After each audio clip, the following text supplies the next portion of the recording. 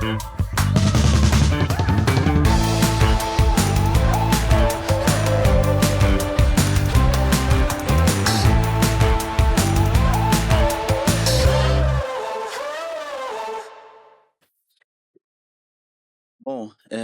vamos dar início a mais uma edição do nosso PodUL.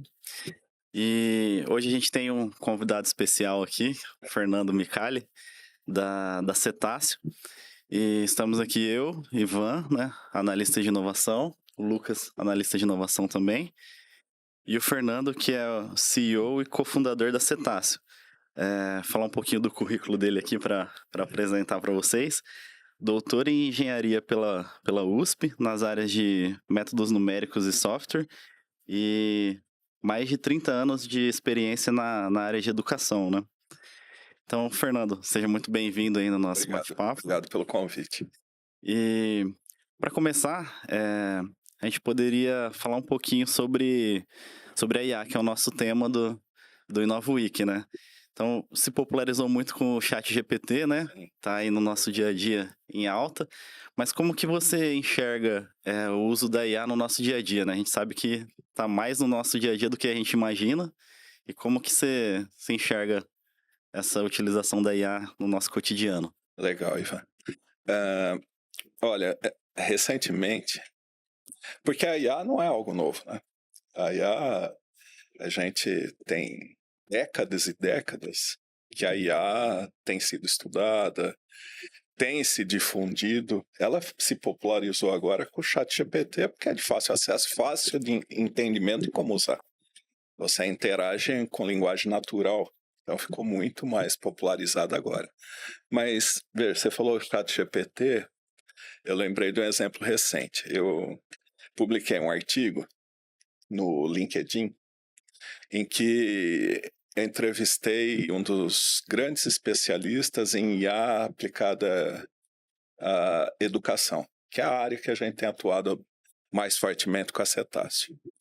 Então, o que tinha de valor nesse artigo? Logicamente, as respostas do especialista eram bem interessantes, de como aplicar ciência de dados na educação e extrair valor disso. Mas lá no final, a gente não revelava quem era esse entrevistado. E lá no final, eu perguntava, mas você pode se identificar? Você pode dar teu currículo? Aí a resposta foi, não, eu não tenho um currículo, eu sou o ChatGPT, eu sou uma inteligência artificial. O que é interessante dessa experiência? Por que a gente publicou? Lógico, para o pessoal da área da educação conseguir entender um pouco mais como é que se aplica IA na educação. Mas mais do que isso, olha que interessante, os comentários. O pessoal comentava o seguinte, poxa, eu não sabia que o especialista era uma IA, você me enganou, o artigo é muito legal, mas praticamente 100% dos comentários era em cima disso. Uhum. Na década de 50, por que eu publiquei isso? Um outro motivo. Na década de 50, Turing escreveu um artigo em que ele fala o seguinte, ele coloca 3 jogadores... Teste de Turing. O teste de Turing, conhecido teste Muito de Turing. bom. Uhum. A é uma pessoa, né? B é uma IA. C é um entrevistador que não sabe quem é A, quem é B. Se o entrevistador não conseguir identificar quem é a IA, quem é o humano, então a IA é inteligente. De fato, é uma IA. Aquele agente computacional é uma inteligência de fato. E foi o que aconteceu. Eu acabei fazendo o teste de Turing no LinkedIn, porque eu publiquei o artigo e quem leu só foi saber que era uma IA no final do artigo. Uhum. Então, de fato, hoje, pelo teste de Turing, a gente pode falar que hoje a gente tem inteligência artificial de fato e ela atua com linguagem natural. Isso é meio até controverso, porque a própria OpenAI fala que, dizem, né, que ela falha o teste de Turing propositalmente. Para não assustar o pessoal com o que é inteligência Nesse artificial. caso, ela não Exato, ela nesse não caso falhou. funcionou. funcionou. Ela foi até o fim, o pessoal não conseguiu identificar. E por que agora? Olha, a tese de Turing, em 1950, já se estava preocupado com inteligência artificial. Tinha gente escrevendo sobre isso. E por que só agora? Então, eu acho isso importante. Porque eu acredito que hoje a gente tem as condições necessárias para aplicação em produção, aplicação de fato comercial para IA. Poder computacional subiu assustadoramente, preço do armazenamento cada vez mais barato, algoritmos consolidados e um grande volume de dados, que é o que é necessário para IA. Uhum. Então, de fato, se popularizou por conta de você poder interagir por linguagem natural, mas também porque hoje a gente tem condição de fato, aplicar IA. A economia é um grande fator de impulsionamento, lógico, das revoluções.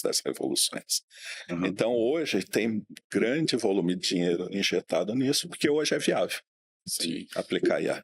E hoje um dos grandes desafios é a consolidação dos dados, né? Sem dúvida. Porque a gente tem geração de dados em diversos setores ali, né? E a consolidação, padronização, né? Dos chamados data lakes, né? Sim. Que é um dos grandes desafios, né? Acho que esse é um ponto também, né? Esse é nosso dia a dia. Na Cetáceo, a gente trabalha o tempo todo aplicando ciência de dados para a gestão. Quando a gente pega um processo, vamos falar grosso modo, processo completo de um sistema que aplica ciência de dados, você tem que ter um grande volume de dados, que é o que você está falando. Você tem que ter uma biblioteca de algoritmos robusta, que consiga pegar esses dados, transformar em informação relevante, inclusive fazendo predições, análises preditivas, o que deve acontecer.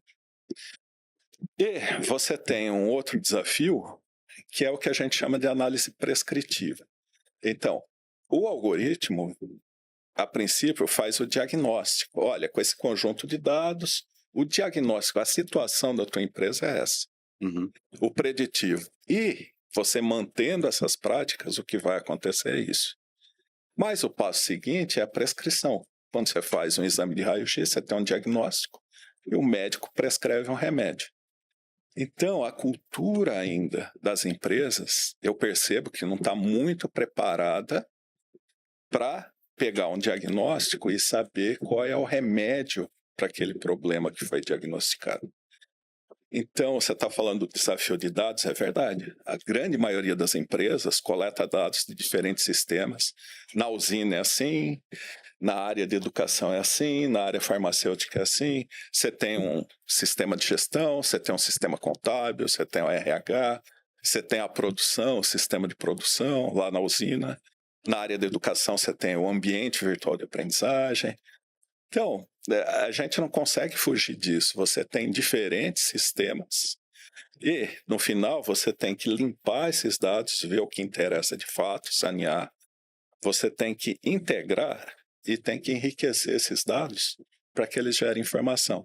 Então, hoje, onde que está o grande desafio? Eu acredito nas duas pontas. Primeiro, você ter uma base consistente de dados. E lá no final dessa cadeia, você tem que ter gestores que saibam como aplicar a inteligência que foi gerada por meio daquele conjunto de dados. E não confiar 100%, né? Porque tanto a análise preditiva quanto a prescritiva, elas nunca têm certeza. Elas sempre colocam lá, tenho 80% de certeza que é isso, 10% que é isso, 5% tal. E vai diminuindo as probabilidades de cada ação que ela toma. Até o ChatGPT mesmo, de vez em quando você pergunta alguma coisa, ele joga alguma coisa nada a ver lá, uma resposta. Perfeito. Que é sempre bom você ter uma segunda fonte de dados. Perfeito. Que é interessante também a gente usar a inteligência artificial como uma copilota mesmo, né? Então, sempre tem que ter um humano ali do lado dela para meio que quebrar esse tabu que a inteligência artificial vai substituir todo mundo daqui, vai resolver tudo. vai resolver tudo, vai ter um... Eu concordo. É isso mesmo. O poder analítico do ser humano ainda é fundamental. Exato. A gente toma cuidado de falar ainda, porque a gente não sabe para onde vai. Tem que tomar cuidado. Eu acho que ainda Uhum. o ser humano é fundamental nesse processo. Mas você veja, mas não dá para a gente descartar. Até aquele caso clássico, como a gente está falando para um público que não é um público totalmente especializado em IA, Sim. é legal citar a importância. Tem aquele caso clássico do Walmart, que eu lembrei agora, Uhum.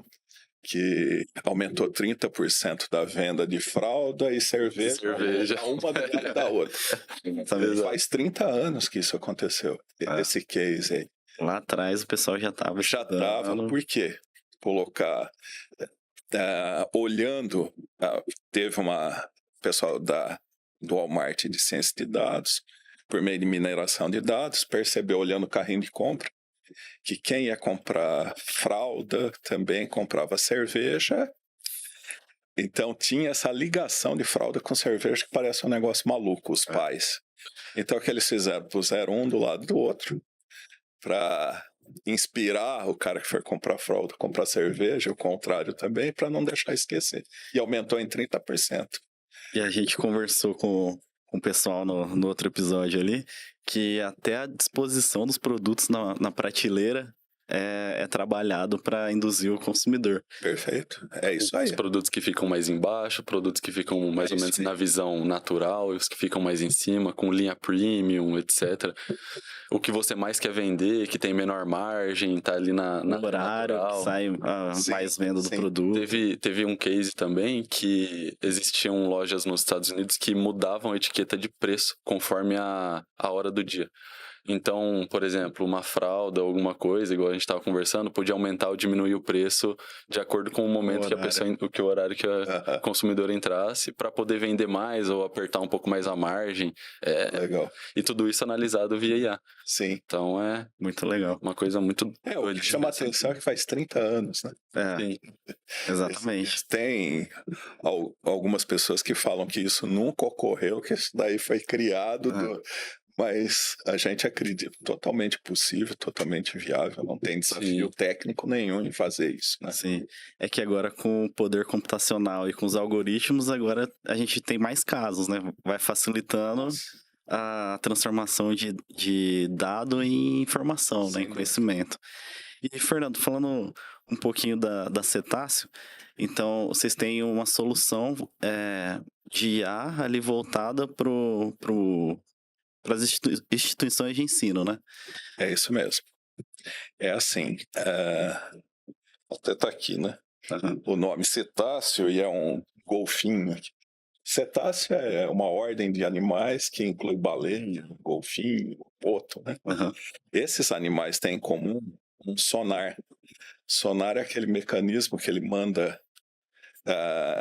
emite, um raio, um som, né? E consegue detectar obstáculos, mesmo estando a uma grande distância daquele obstáculo. Ele seguia por isso. Então a gente criou a Cetáceo justamente por isso, fazendo essa analogia da gente fazer, por meio de TI, por meio de ciência de dados, a gente detectar problemas, detectar melhores caminhos, mesmo sem ter chegado nesse problema. Então, seta foneticamente dá o sentido de direção. E CEO, o céu aqui de CEO é o executivo-chefe da empresa. Então, juntando tudo isso, o que a gente trabalha? Aplicando ciência de dados para gestão de alto desempenho de empresas. A gente começou criando um produto que se chama BA2Edu, Business Analytics, para educação, e a gente tem atuado no setor educacional. Mas esse conceito ele é genérico. Então, a gente deve expandir futuramente para outros setores, mas a gente começou com o setor que a gente mais dominava, que era o educacional. Então, a gente tem implantado centros de inteligência nas instituições de ensino.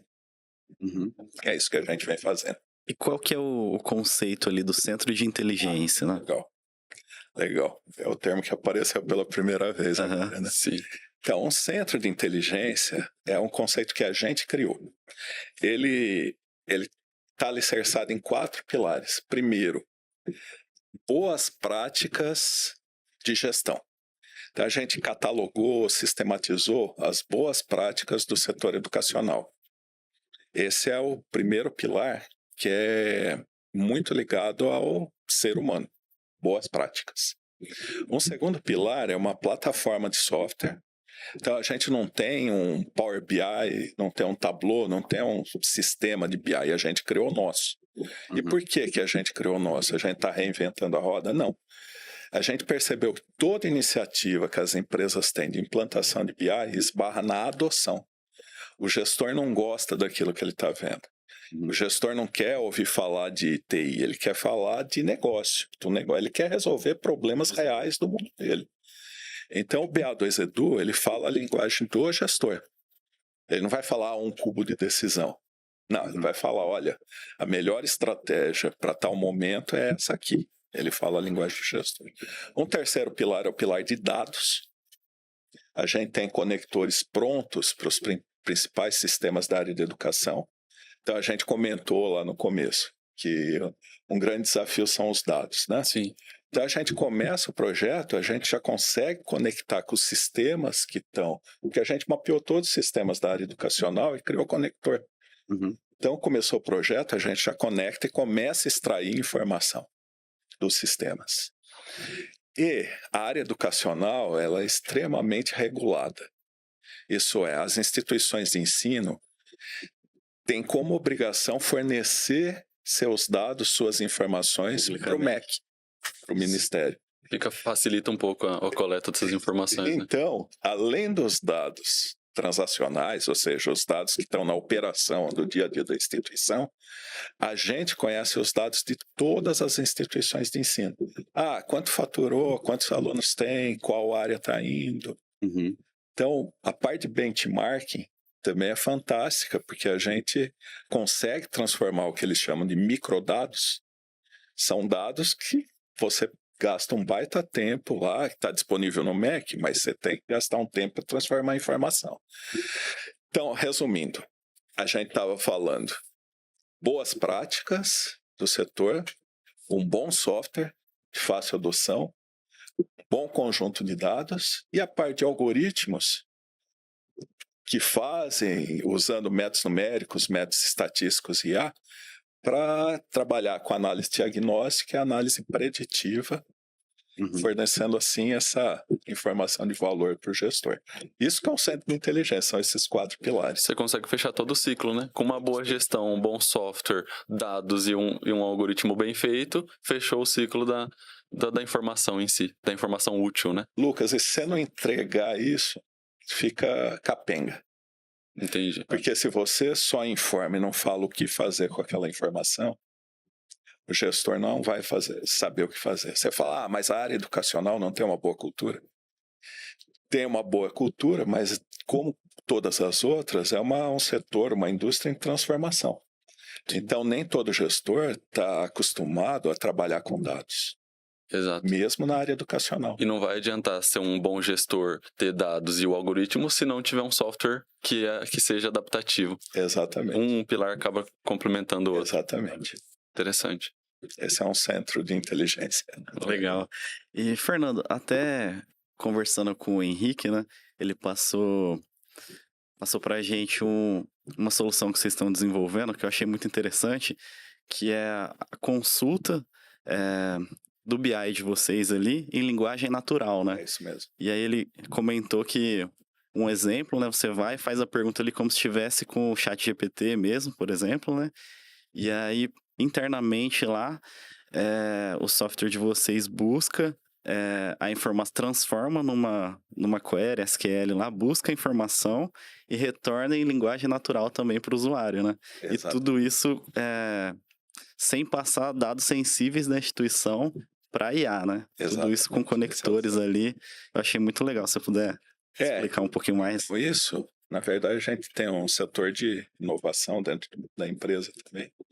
E está no laboratório isso. A gente Não tem jeito. Você tem que ter investimento. É uma escravidão a área de TI, essa é a verdade. Você tem que estar inovando 100% do tempo. Sim. Uhum. Os gestores já, eles não vão querer mais olhar um gráfico. Eles vão querer fazer uma pergunta. Sim. Depois do advento do chat GPT, eles vão querer fazer uma pergunta sobre a empresa dele. Uhum. Por exemplo, vamos pegar o setor de EAD. Vamos falar que a instituição de ensino queira lançar um curso de, sei lá, da área da saúde, um curso de biomédicas, qualquer coisa do tipo. Ele hoje no BA2Edu, ele consegue via gráfico olhar em que cidade do país inteiro tem a maior oportunidade do lançamento desse curso de biomedicina. Já ele não vai querer olhar mais gráfico. Ele vai querer falar BA2Edu, Qual que é o melhor lugar? ou por voz ou por texto, onde eu devo implantar? Ou qual curso tem a maior demanda hoje? Em qual cidade? Porque hoje com o BA2Edu, você faz isso. Uhum. Você, de todas as cidades do Brasil, qual é aquela em que eu devo implantar ou tem maior potencial de sucesso para qualquer curso? Por exemplo, biomedicina. Uhum. Tá, ele vai falar, olha, biomedicina é na cidade de Ipojuca, lá no Nordeste. Tá, dentro da cidade de Ipojuca, qual o endereço, melhor endereço para eu captar mais alunos? O PA2Edu vai te falar endereço. Uhum. Aí ele vai falar, e quanto eu devo cobrar por esse curso? Como a gente coleta dados de todas as instituições, a gente tem mais de 800 mil preços na nossa base. A gente sabe todos os concorrentes, o que eles estão praticando de preço. Uhum.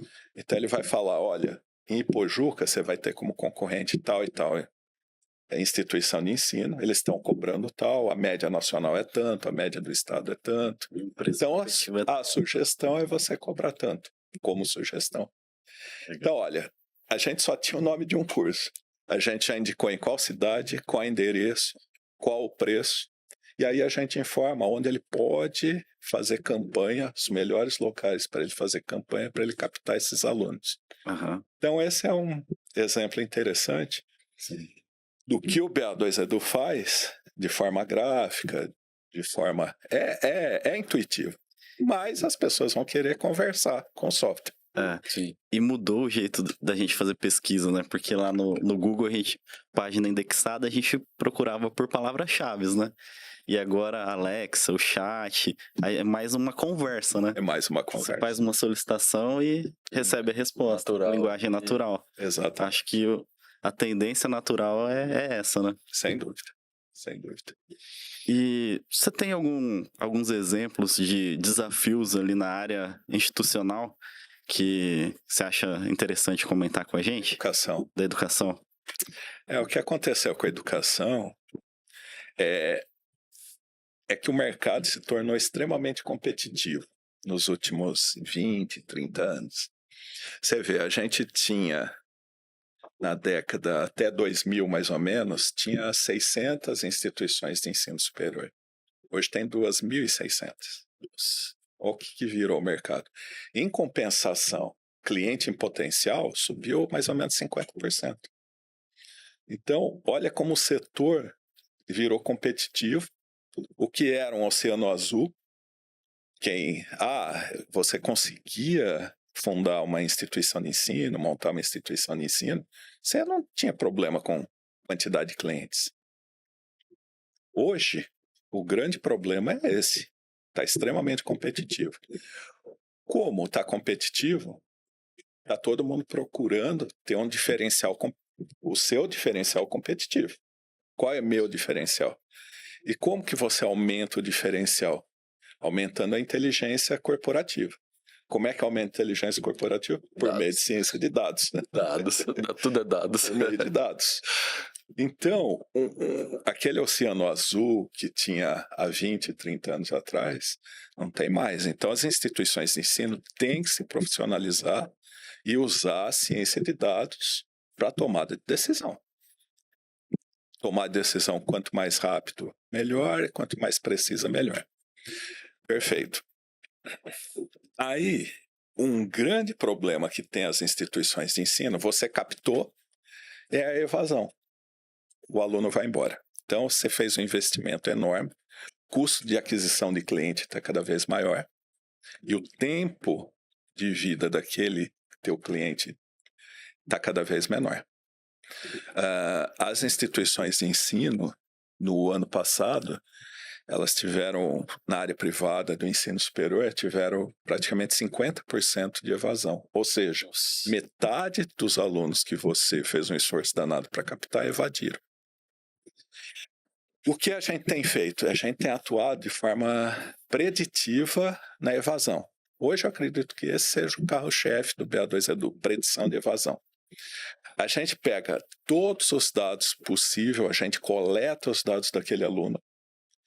Então, o aluno está presente, está engajado, o aluno está pagando, o aluno, qual a movimentação, o que ele tem solicitado, qual é o NPS, qual o Net Promoter Score, como é que aquele aluno avalia a instituição. Então, várias pesquisas também. Esse conjunto de dados a gente submete a um algoritmo preditivo que fala de 90% a 100% quais alunos vão evadir e quais as causas daquele. Uhum. Porque tem o mito de que o problema é financeiro, e a gente detectou que não é. O problema não é financeiro, o problema é também financeiro, mas se o aluno está engajado, está satisfeito com o que está sendo oferecido para ele, ele vai dar um jeito de pagar. Só em último caso, né? Tem que foge dessa regra. Então, esses algoritmos preditivos, eles estão gerando muito valor. Olha, você tem instituição de ensino que o faturamento dela é 80 milhões, ela perde 20 milhões ou mais já no primeiro ano do aluno. Nossa. 20 milhões. O problema não é captar, né? O problema é manter. Então, pelo que eu... É uma guerra para captar e o pessoal não tem feito muito esforço na fidelização do seu cliente. É exatamente o que acontece. O pessoal acha que o esforço está todo em captar. Aí captou, fala assim, não, tudo bem. Aí esquece ele lá e aí acaba dando a evasão. E a evasão, ela tem um aspecto social. Você tem um aluno em medicina que evade. É um médico a menos cuidando de pessoas. Então, e todas as profissões têm valor. Um professor a menos formando uma nova geração. Então, não é só o aspecto financeiro, é o aspecto social também, que conta na evasão do aluno. Então, eu acho que esse é um tema bastante relevante na área educacional. E sabendo disso daí, a gente sabe que dados de alunos, pessoas, é muito sensível. Tudo. Você está lidando com dados aí pessoais. Sim. Como que faz esse meio de campo aí para que os dados não sejam mandados para IA, não seja objeto de treinamento e mesmo assim conseguir usar da melhor forma possível esses dados? É que esses dados, eu já tenho a instituição de ensino, quando faz a matrícula do aluno, já tem um contrato onde tem todas as cláusulas ligadas a isso. Entendi. Quando a instituição de ensino nos contrata, também tem todos os termos de obediência à LGPD nesse contrato. Perfeito. E a gente não manda nenhum desses dados para fora. Então, todos os algoritmos, todos os dados, fica tudo no âmbito da cetáceo. Entendi. Mas a segurança da informação aí tá entre 7 chaves. Exatamente. Porque é complicado de fato. Lidar com e a gente, o que a gente está buscando? Quando você trabalha evasão, você está trabalhando no sucesso do aluno. Na verdade, eu prefiro esse nome. Você quer colaborar com o sucesso do aluno. A formação. É isso que você quer. Então, é um benefício para o aluno que você traga esse tipo de inteligência. Por exemplo, você faz uma das ações, você faz uma chave. Olha, faz tempo que eu não te vejo aqui no ambiente virtual de aprendizagem. Você está precisando? Quer que eu ligue para você para bater um papo do que está acontecendo? Então, essa é uma atuação no engajamento, que você está querendo? Trazer o aluno, quer que ele aprenda da melhor forma possível. Então, isso a gente, claro, tem que respeitar a LGPD, mas você não está fazendo nada que não seja em benefício do dono da informação. Perfeito. E, Fernando, falando assim sobre o aspecto da IA em geral, né? A gente sabe que teve aquela carta do Elon Musk com o Harari para parar as pesquisas ali de IA, né, temporariamente até a regulamentação, até por conta da proteção de dados ali, né? Como que você enxerga isso aí? Você acha que é alguma coisa mais política ali, tem outros interesses, ou você realmente enxerga uma ameaça nisso aí? Então, Ivan, eu acho assim, que você pode enxergar ameaça, mas é algo que não dá para conter. Assim Inevitável. como Vai da ética também, né? De quem tá treinando, não só usar pro bem, né? Ele Sim, pode querer sim. usar pro Mas você vê, treino. sei lá, a Revolução Industrial, final de 1700, 1800. Teve uma resistência enorme. Vai acabar com os empregos, vai não sei o que, vai fazer isso. E o que estava se falando na época, colocar máquina a vapor para substituir o que o humano fazia. Exato. Ou colocar trem a vapor substituindo tração E animal. parecido com isso, né? A resistência e tal. Teve resistência. Teve. Quando, quando ocorre uma revolução e não uma evolução, porque a ciência vai, vamos falar, evoluindo, vai ser até redundante que eu vou falar, de duas formas. Ou de uma maneira evolutiva mesmo, evolucionária, ou de uma forma revolucionária. Quando é de uma forma revolucionária, significa que você teve uma ruptura. Sim. E não é que você vai fazer um pouquinho mais da mesma forma. Não, você vai fazer de outra forma. Totalmente diferente. É uma quebra de paradigma, é uma quebra de modelo mental. Então, quando ocorre isso, tem uma resistência natural. Eu não sei porque o Elon Musk assinou a carta, eu não sei o que está por trás. Esses bastidores do poder é difícil avaliar, mas Sim. a gente pode olhar para o passado. Sim. Fazer analogia com o que já aconteceu no passado, e tem resistência humana, sempre ocorre uma ruptura. E vai ocorrer uma ruptura. Sim. Os empregos vão se transformar.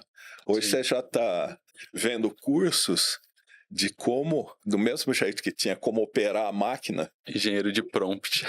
Exatamente. Como que você dá as diretivas para operar da melhor forma, extrair o melhor da IA. Sim. Então não é tão IA especializada, né? Seja tem aplicações, né? Sim, sim. Seja predirecionado, enviesado. Você consegue fazer GPT customizado, que você faz os vieses exatamente como você quer que ele responda. Lançou faz uma semana, 2 semanas essa feature no chat GPT. E na área de educação tem gente ganhando dinheiro com isso. Exato, tem, e vende, ele né? Cria $2. uma casca. Exato, uma persona ali. Exatamente. Personaliza, sabe como fazer a forma de perguntar. Isso. E vende isso. Então, gera novos produtos, gera novos empregos. Eu sou muito otimista quanto a isso. A IA está sendo pra gente agora o que o Google foi, né? Uns anos atrás. Isso. Quando chegou o Google, falou, não, vai matar todas as bibliotecas, vai acabar com pesquisa, com tudo, mas no fim complementou. Então, exatamente. Acho que chama de dobra, né? A grande dobra aí de novo. Sim.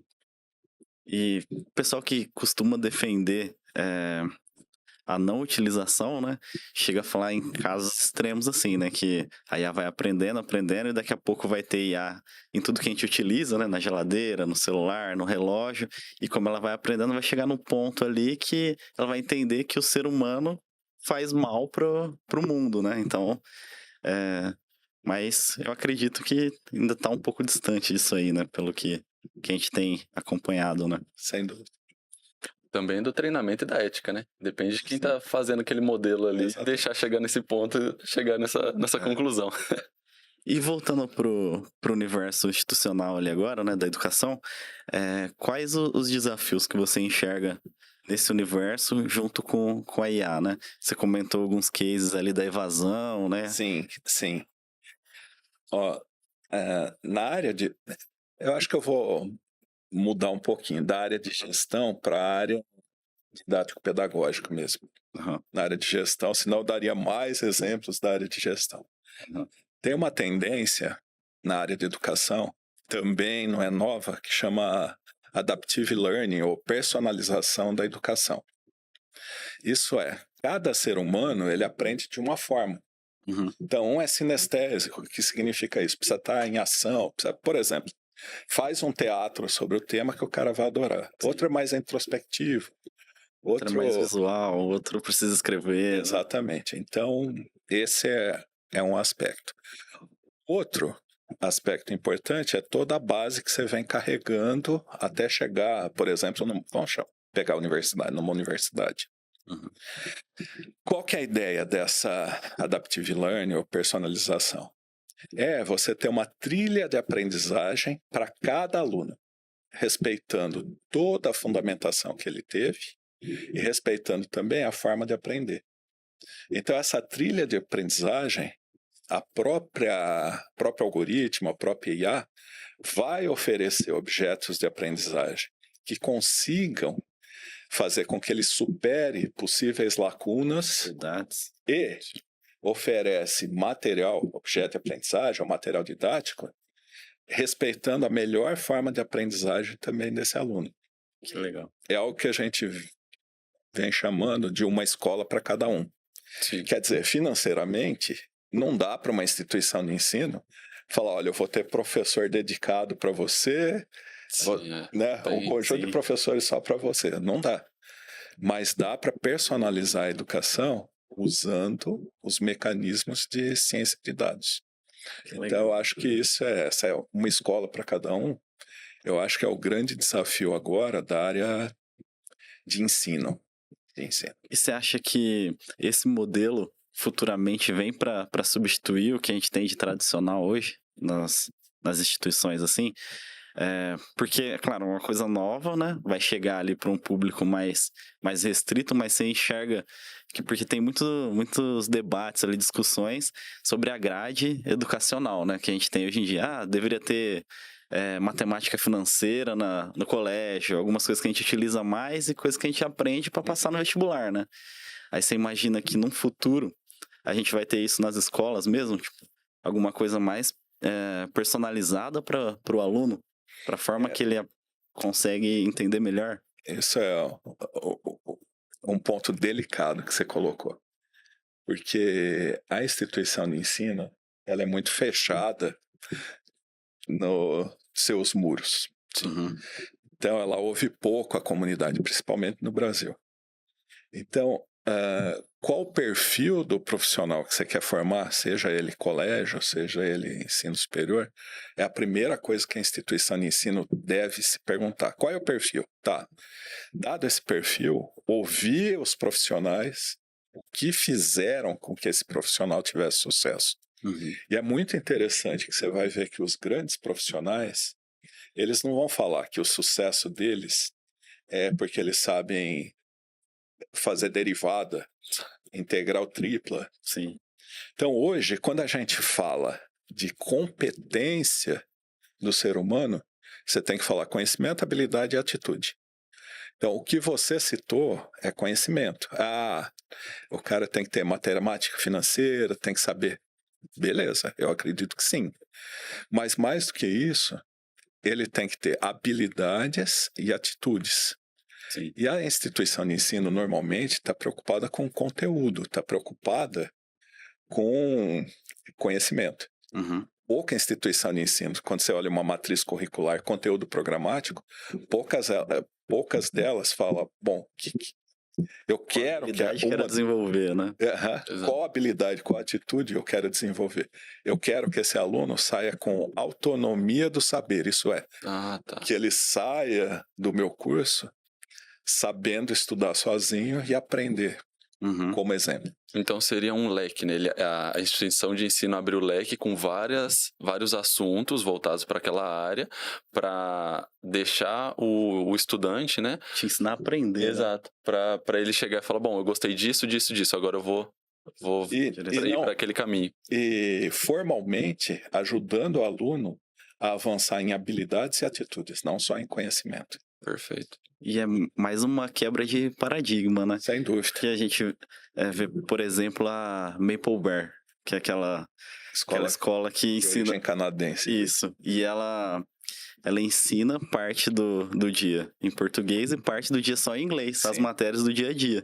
E aí é bem o que você falou, né? Você tá treinando uma habilidade da fluência do idioma ali Sim, com os seus alunos. Então eles vão sair praticamente fluentes, né? E aprendendo o conteúdo ali. Mas eu acho que é uma evolução que ainda tá um pouquinho distante da gente, né? Mas que já tá acontecendo, né? Já tem verdade. exemplos aí. Legal. Legal. Bom, e pra gente partir pro final aqui, como que você enxerga que a Cetáceo está planejando o ano de 2024, né? Quais os desafios que vocês Como eu falei lá no início, a gente está muito focado no setor educacional, ok? Então a gente tem ainda desafios Uhum, no setor educacional. A gente está submetendo a um projeto para o FAPESP agora de pesquisa, que a gente quer detectar o aluno que vai evadir, mesmo sem ele sentar no banco escolar. Isso é, ele fez a matrícula, a gente já vai falar para a instituição, olha com carinho para esse aluno no aspecto tal, porque a fragilidade dele está aqui. Então, o aluno nem entrou ainda, a gente já consegue apontar uhum, para as causas que devem ser cuidadas pela instituição de ensino para o sucesso daquele aluno. É um projeto de pesquisa muito interessante isso, porque você ainda não coletou dados daquele aluno, ele ainda não fez nenhuma prova, uhum. ele ainda não frequentou, ele ainda não teve que pagar mensalidade. Sim. Aí seria uma análise antes do aluno começar o ano letivo ali. Antes, Pra... o aluno calouro, Uhum, ele não frequentou ainda. E perfeito. como Já que tá- funciona? Não, desculpa, pode ir. Eu ia perguntar como que funciona para você traçar o perfil do seu potencial aluno ali, né? Para você conseguir direcionar Mas você fala aí na captação de aluno? na captação. Como que funciona esse A gente se trabalho baseia ali? muito em dados do Enem. Hum, Ah, Então, por região, pela vocação do colégio e usando dados do Enem. aham, entendi. Você está lançando engenharia?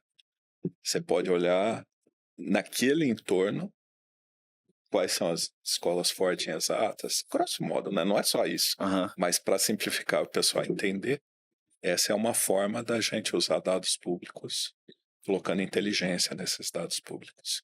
E eu acho que esse é um grande desafio, né? Porque muitas vezes o aluno ele já tá confuso ali em qual curso que ele vai fazer na época do vestibular. Mas aí que tá. E aí você vai traçar o perfil dele baseado É ali por no... isso que você precisa cuidar do aluno desde que ele entrou. É, E você estava falando das perspectivas, então a gente quer avançar sim na área educacional, a gente está investindo nisso, inclusive em projeto de pesquisa, mas a gente tem vários setores a serem explorados.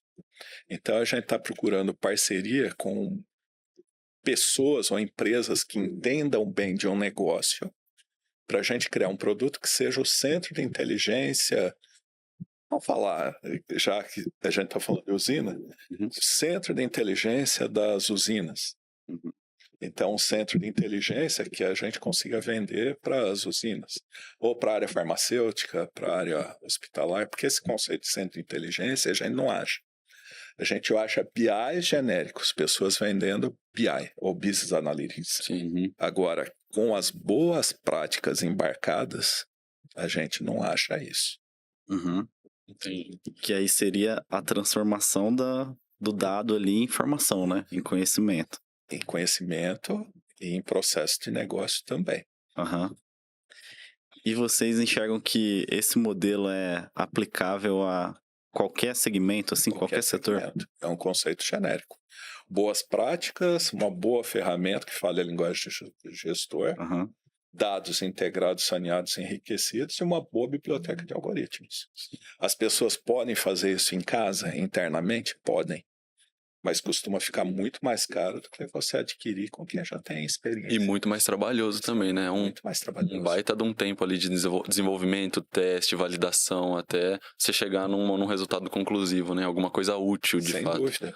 Eu cito o nosso caso. Tem instituição de ensino. Eu vou fazer em casa, tal, já tenho uma equipe. Uhum. Quando ele começou a alcançar o ponto que a gente estava lá atrás, a gente já avançou, está lá na frente. E quanto está custando? Vocês sabem, uma equipe de ciência de dados não é barata. Não. Aham. Não é barata.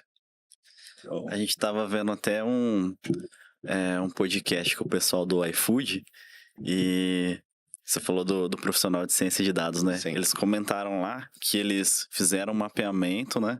Que eles queriam aplicar IA e não tinha mão de obra suficiente. Então eles identificavam a empresa que trabalhava com IA, contrataram a empresa, mas não para fazer o que a empresa fazia.